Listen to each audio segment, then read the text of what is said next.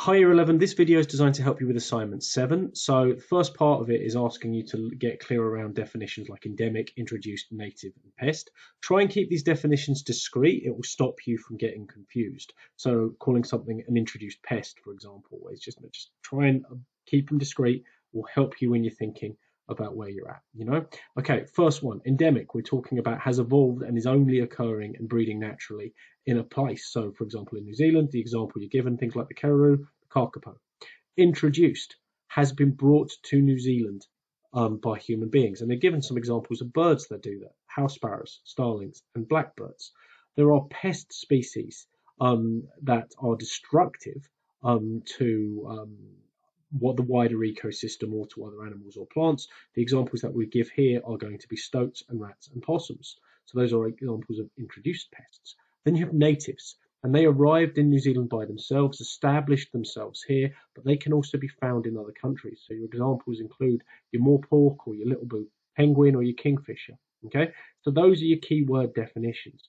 You then have a video which you needed to go off and watch. Okay, having gone off and watched it, you then answered a whole bunch of questions. Well, having done all of that, congratulations.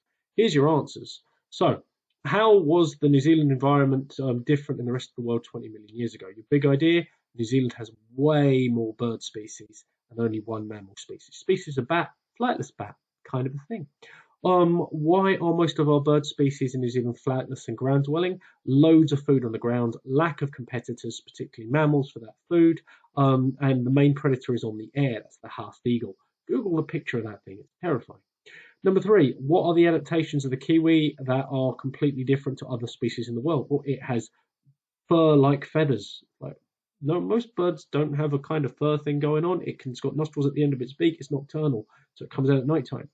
New Zealand is a young country and it's isolated. Explain what these two words mean. So young means it's not formed a long, long time ago, only 80 million years ago. And it's isolated because it's surrounded by water. It's not near any other land masses. Okay, what continents make up Gondwanaland? Australasia, Antarctica, Africa, South America, India. It's one of two massive continents. If we go back into 85, 90, 150, 250 million years ago, we have these two massive supercontinents. One of them is called Gondwanaland. One of them is called the other one is called Laurasia. If we go back even further than that, they're together. At that point, they're a giant landmass called Pangaea. So it's it's a name that we give to that massive supercontinent made up of Australasia, Antarctica, Africa, South America, and India. Where does the continent of Zealandia come from? It breaks off Gondwanaland, not smelt Nodwanaland. But there we go. What species were already on Zealandia? Snails, beech trees, tuataras. Yeah. What happened to Zealandia 23 million years ago? Tectonic action is going to push up the land, and that's going to form the beginnings of what we think of as modern New Zealand. What percentage of Zealandia does New Zealand take up? Well, about 7%. So if you quickly Google Zealandia, what you'll see is you'll see something in the shape of New Zealand with other bits sticking out the sides. Those will be the sea shelves reaching out to the continental edges of what's under the ocean, spreading out from New Zealand. That's Zealandia. Okay. How do species survive if Zealandia sank below the ocean? So not all of it went underneath. So there would have been islands, and you know that because you're on one.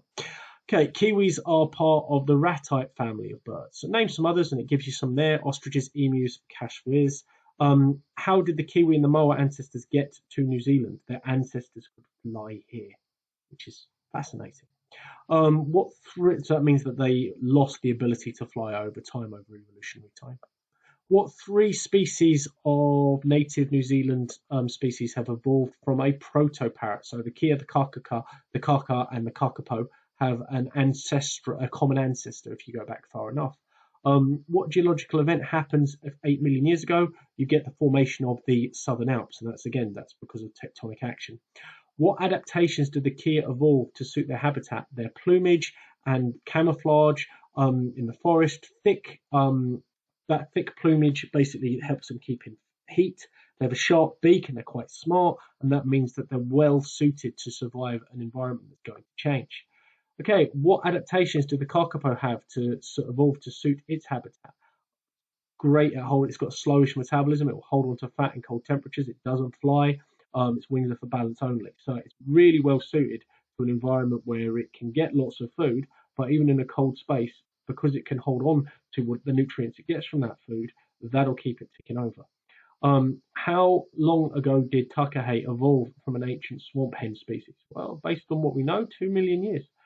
The pukeko, how is it different? The New Zealand pukeko, how is it different to the Australian pukeko? It's in 300 years, it's less good at flying. Basically, it's less flighted. Our pukekos are not as good at flying as Australian pukekos because flightless birds is a thing. The Haast eagle, Google that thing. 3 meter wingspan, sharp long claws, hunts in the air, fantastic eyesight, good at spotting movement on the ground, feeds on moa. Go and look at a moa skeleton sometime and then recognize you're talking about a bird that's like 2.5 meters tall. We're talking about the thing that eats that. That's a Haast eagle. That's what we're talking about. What was the moa's only defense against this predator? Large size and claws. That would have been beautiful. Haast eagle coming in, moa holding its own. Who wins? The answer's the Haast eagle, probably. 21. How does the existence of Haast eagle explain why New Zealand bird species are nocturnal, ground-dwelling, well camouflaged, and have a free response? Right. There's this giant bird with sharp claws that can see movement and comes flying out of the sky to pick up things that are 2 meters tall. Coming out of the daytime, that's not going to work for an awful lot of living things. You just stay indoors, really. We don't have indoors. You stay in the forest. You don't come out at daytime because you've got this Haast eagle thing, and it's walking around eating anything that it can get its hands on. Its claws, because it's going to grab them and rip them to pieces and then eat them and feed them to its babies. So the Haast eagle hunts during the day. Being nocturnal is a huge advantage. Being on the ground and well camouflaged means you're less likely to be able to be seen. Not moving, staying very still, means you're not likely to be seen, means you're likely to be blending in, makes it harder for the Haast eagle to eat you to death. There you go.